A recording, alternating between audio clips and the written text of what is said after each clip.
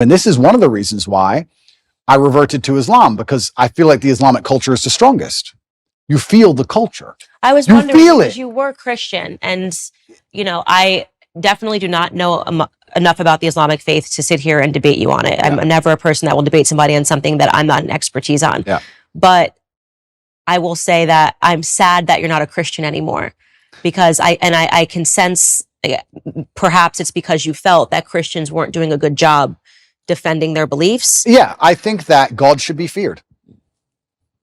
I believe that God should be feared. I fear God. It's one of the only things I fear.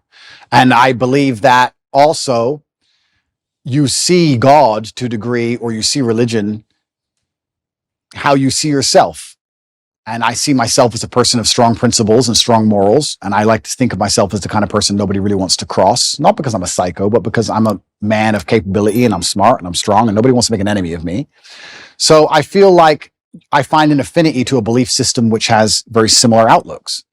And there's a whole bunch of other things I can say from the Quran and Islamic texts, etc. But to keep it very vague and very broad for people who are not Islamic, I felt God when I was in an Islamic country.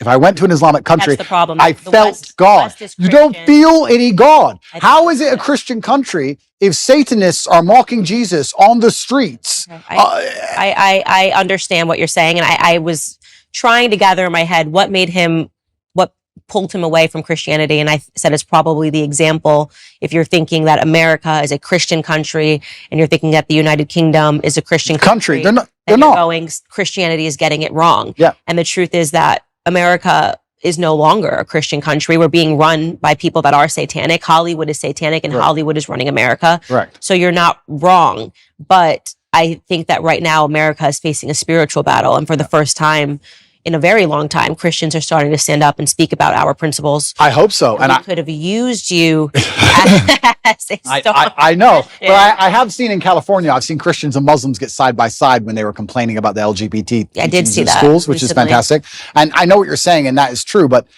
it's almost like when I go to an Islamic country, I feel God around. You see it. You see it in the way the people are dressed. You see it in the fact that everyone's in a family. You see it in the fact that there's a mosque on every corner. It's in the air. And it's almost like when I'm in Dubai and I'm talking to my friends, my Islamic friends, and I explain to them the things you have to protect your child from in an American school. They literally think I'm lying. They're like, no, surely.